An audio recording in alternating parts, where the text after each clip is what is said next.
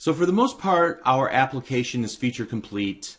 We need to address some layout issues and make it look a little nicer, and then I'll hand it over to you and you can run with it and add more functionality to it.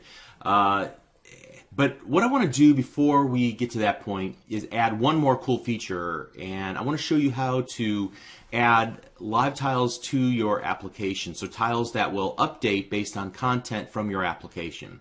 And we're going to go through two scenarios. First of all, we're going to change the content of the tile on demand, which means my program is going to actively push data into that tile. And then secondly, we're going to schedule a periodic notification and give it some source online to pull data from to present to the user. There's a lot to this, and I'm only going to show you like one easy scenario through this content, but hopefully once you have that and once you kind of know where to look in the documentation, you can really branch out from there and add some rich functionality to the start menu for the phone and the start menu for the desktop. Okay, so as you can see here in the lower left-hand corner of my screen, I have a new application I built called Tile Update Manager Example, another what I call Scratchpad application. This was used for me to learn this technique and these APIs, and now that I understand them, I can apply them to my main application. So there's actually two features of this application as I run it. The first scenario that I'm going to demonstrate is how to actively push new content into a live tile programmatically, but this will be, I will have to force it programmatically through code. Whereas the other, I'm going to schedule notification and just say, hey, every half hour go out and you'll find the data you need way out here on this web service, and we're going to build a web service that demonstrates that. Okay. So now that I have the application up and running, what I want to do is actually go to all programs and find this in the list of apps.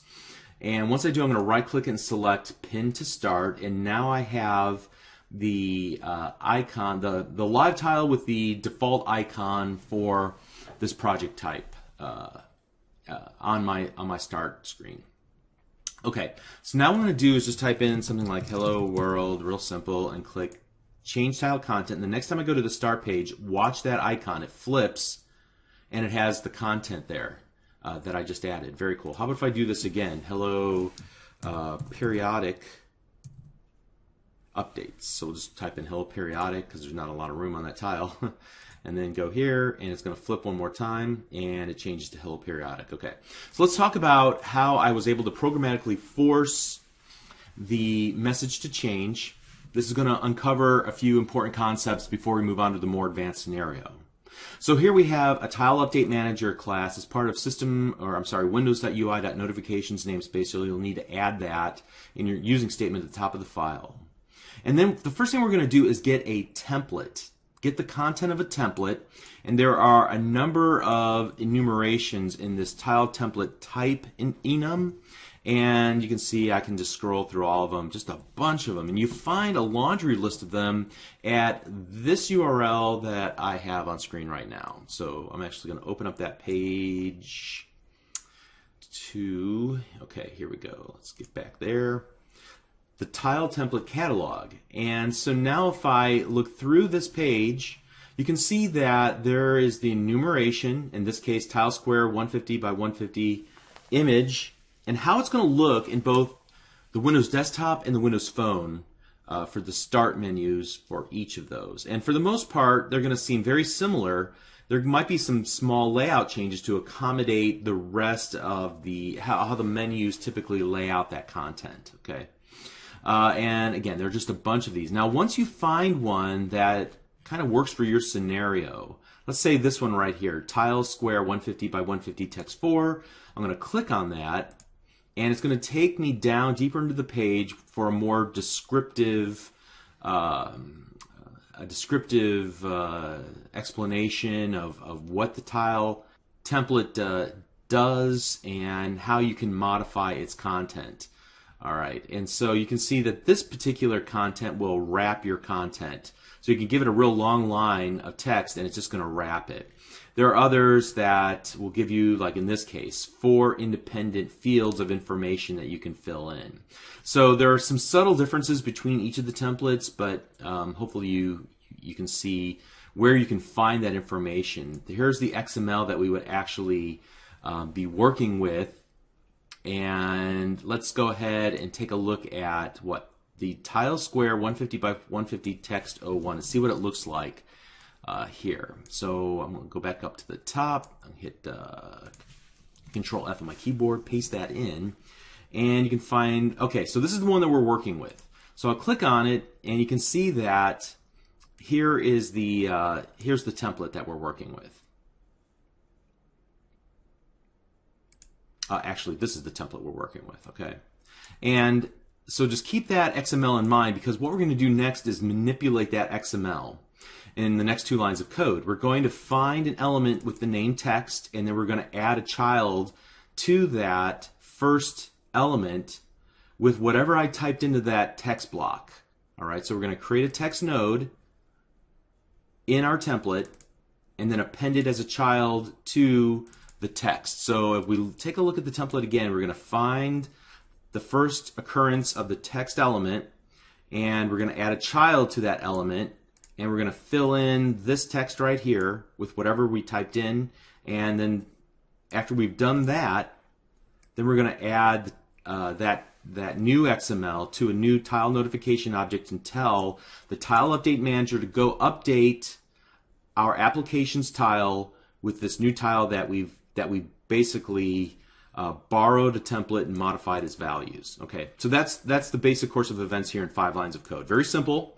But what we want to do next is actually another step forward with this idea. And here, what I'm doing in the next button click event is to tell the tile update manager that instead of me giving you explicitly the data that I want you to force into that tile, I'm going to say, hey, why don't you just update it every half hour with this URL that I'm going to give you. So now we need to go out, we need to create a web service that will return something like this, some XML like this, every time that it's called. So I have another project. It is an ASP.NET MVC 5 application. It has a single controller, and the home controller just returns a single view. So let's open up the index.cs HTML, and inside here, all that it does is just takes whatever the current time is and 2 strings it, and we'll display it to the end user. So you can see we're using a different template, the tile square 150 by 150 text 04. I went out to this template catalog. I grabbed the actual XML that is necessary for text 04, so this one right here. And I said, hey, let's right here, I'm going to replace this and just use this and put the current date time here.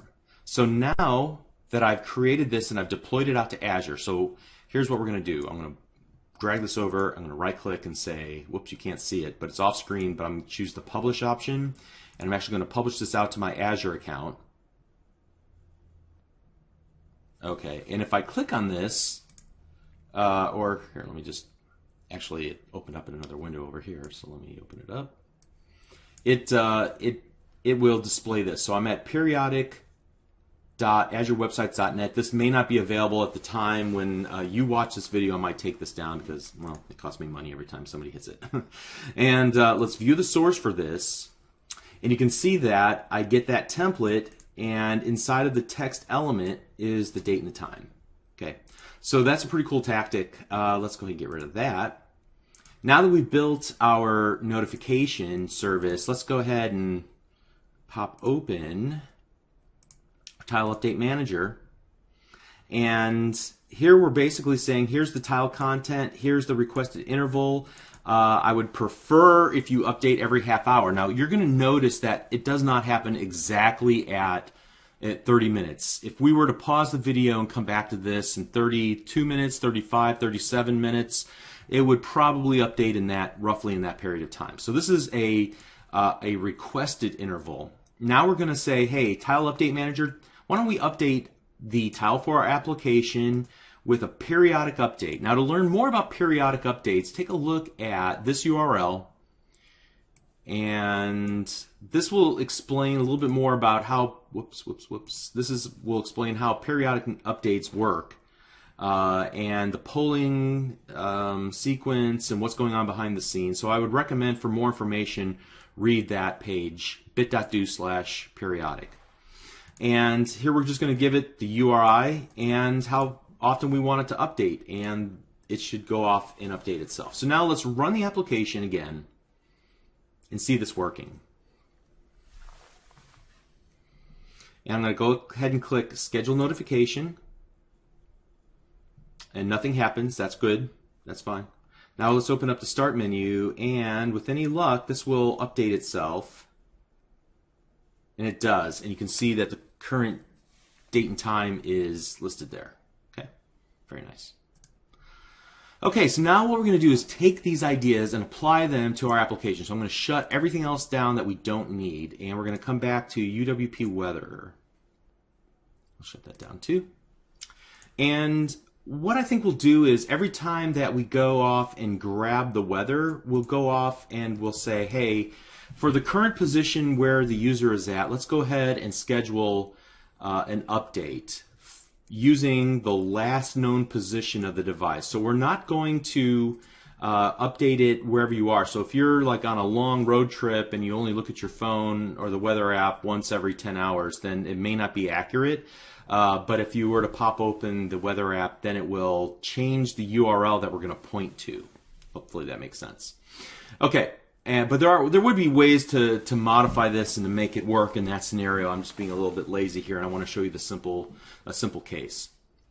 Okay, so to get started, what we're going to need to do is actually create a new project. So let me go over here to Visual Studio, pop open a new version, and I'm going to create an ASP.NET web application. We'll call this UWP Weather Service, maybe. I'm going to grab that name because I'm going to want that in just a moment, and click OK. All right, and here I want to use an empty, and I'm using the old version. By the time you watch this video, ASP.NET 5 might be out, but I'm going to use, it doesn't really matter. That's not really the focal point of this series of lessons. But I'm going to use the empty template, but add core references for MVC, and I'm going to make sure that we're going to host in the cloud as a web app. And now it's going to want me to log in. I'm going to use one of my accounts, and it wants me to re-enter my credentials. All right, it looks like we're ready to go. I'm going to name this the same thing that I named the Visual Studio project. So we'll be able to get to this at uwpweatherservice.azurewebsites.net. I'm going to select one of my plans, and I'm going to select one of my app service plans. The resource group region and will be set up for me automatically by the service plan I select, and then I'm not going to select a database. And we're going to go ahead and create it. This should set up the published credentials for the project as well as the project template itself for the MVC application. Now, even if you don't know ASP.NET MVC, this is going to be a really simple process here, so don't feel intimidated. Just follow along, and you'll get the idea how to do this. Right now, it's going out to Azure and reserving that name, setting up the account, so you can see that's where this overall status bar is. All right, great. So now we're ready out online and locally, so we're ready to get going. The first thing I want to do is add a controller, so I'm going to right-click and select Add a Controller, and this will be an empty MVC5 controller called Home Controller. And honestly, there's to begin with, we're not going to do anything with this. We're just going to leave it alone. We'll come back to it in just a moment. But I am going to add a view for this controller. Unfortunately, here, let me see if I can. There we go. There we go. Add view. And I'm going to make sure to not make this a partial view, and I do not want a layout page. I just want an empty without model template with a view named index, and click Add.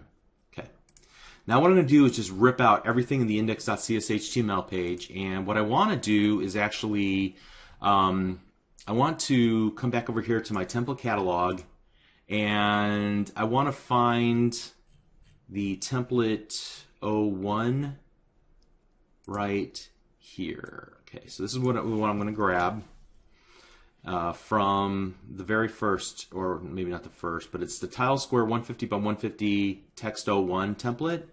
And so I've copied that and I'm going to paste it here.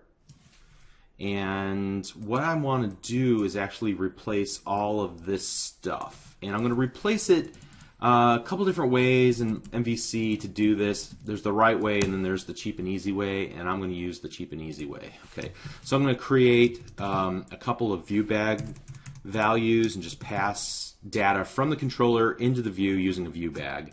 If you wanted this to be a real app, I would recommend, you know, creating a view model, but we're not going to go through all that right now. Bag.name. Whoops.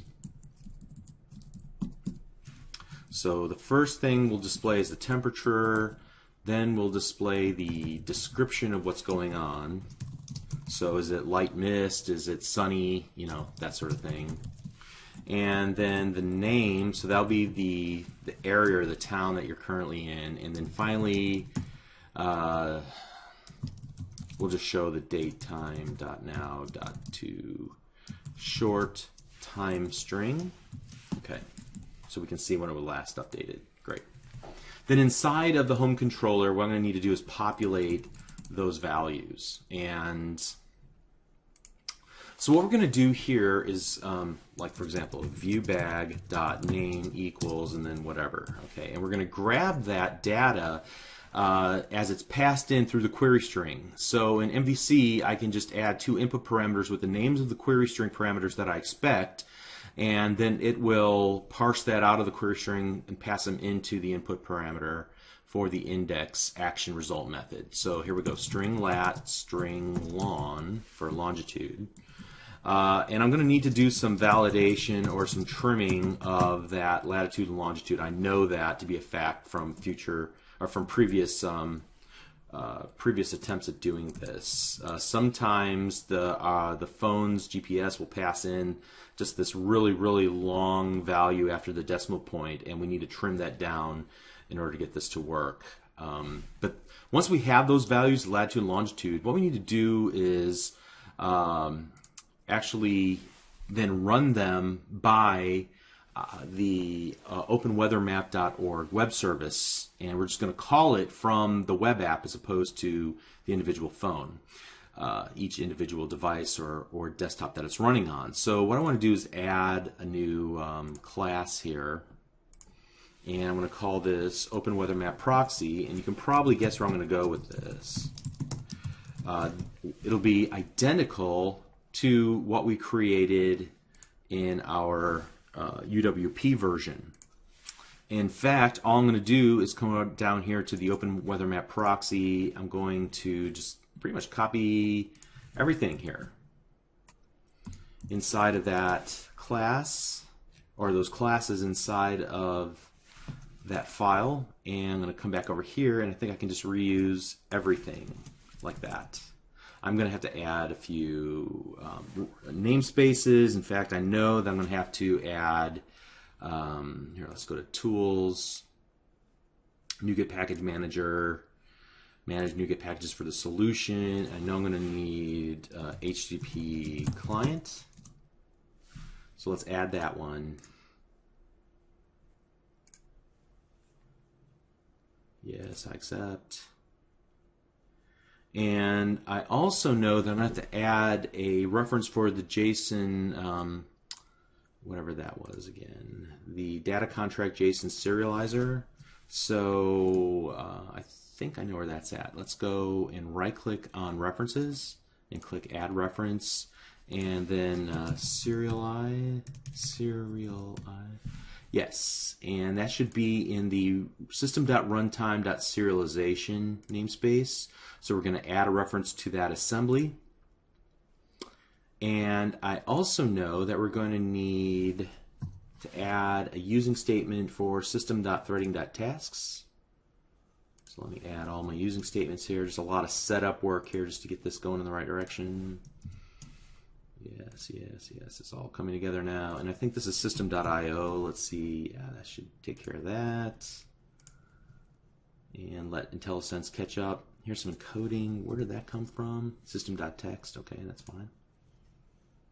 And then this comes from, yeah, system.runtime.serialization. All right, we should be in good shape now. Awesome. Let's, I just want to build this real quick just to see if we can build it or if there's any errors so far. Okay, great. Now, assuming that this is correct, yeah, that should work there. Home controller. Here's what I want to do. Let's set latitude equals to latitude dot. I want to trim off. All right, I just want to make sure that this is no larger than. Yeah, I'll use a substring. The second overload. I'll say, hey, you know, you can have 5 digits of precision total, and that should suffice. We could up that to 6, I think, without a problem. And this will just ensure that the latitude and the longitude are just not like these massively long numbers, okay, with values after the decimal point. All right, so once we have that, then we can call out to our open, I guess, models dot open weather map proxy dot get weather, and then we can pass in the latitude and the longitude. And I guess I need to take these strings and make them into doubles as well. Well, we'll do this, double dot parse. So I really need to test this a little bit more and make sure that all this is correct. We'll call this var latitude and var longitude. Kind of doing this off script and off the top of my head here, so hopefully this will work. Then we'll pass those values in. Okay. All right, and what does this return to us again? It's going to be awaitable. It's going to return to us a root object. So var weather equals await. All right, and remember the formula. If we have something that's awaitable, what we need to do is mark the method as async, and then what it's going to return will be a promise in the future to return a task of type action result. So that should work there. And we're probably missing a system.threading.tasks using statement. And now we're good to go. Okay, very good. All right, all of that to do this. Let's grab off the various parts that we get back from weather. So weather.name, that's easy enough. Viewbag.temp should equal weather.main.temp. And we want to make that, it's going to give us something that's going to have values after the decimal, so we want to cast that to an integer and then toString the whole thing. And then next we're going to go view bag dot description, and we'll go weather dot. And if you remember what we had to do here, there are many different weathers that come back, so we're going to have to grab the first item and then grab its description, and then finally let's grab, oh, we already know that the last one will be the date and the time. So that's all we should have to do right there. Let's build this, make sure this actually works. Okay, great. Now I want to run it locally just to make sure that it's going to work. And you can see that I get an error, but the error is because I did not supply a latitude and longitude. So let's go lat equals, I think it was 32 point, and I'll just type in a bunch of numbers after the decimal, and longitude equals a negative 96 point, and I'll just type in a bunch of numbers like that and see what happens. All right, someplace called 7 Points. Have no idea where that, but the sky is clear there, and it's 71 degrees at 10 a.m. Okay, perfect, perfect.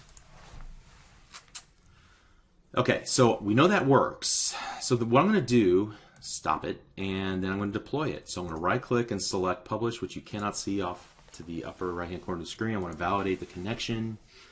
It filled in these details when we set up the project originally a few moments ago, and then we can walk through all this, but there's really nothing there that demands our attention. Let's just go ahead and publish this out. The key is to remember that's called UWP Weather Service dot azurewebsites.net. So let me grab that real quick and copy that.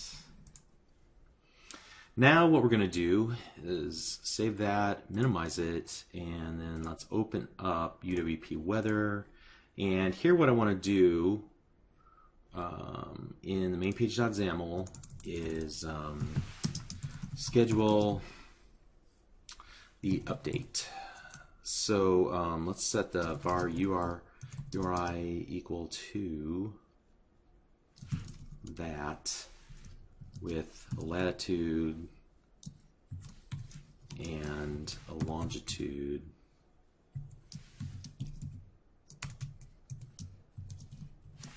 and we'll want to do a string.format that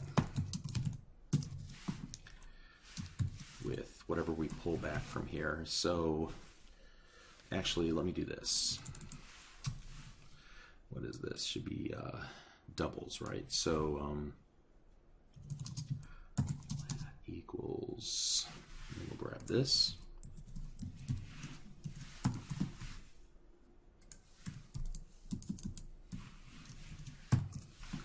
And then we'll grab that.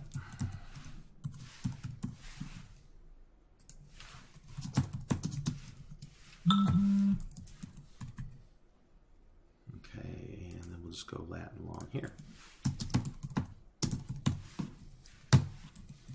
Great.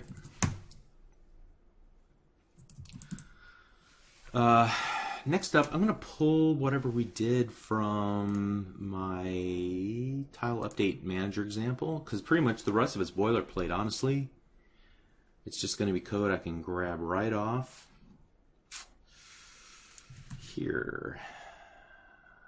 So grab all of that, close that down, open this back up, pop that in there, and then we're going to give this URI, and everything else should work.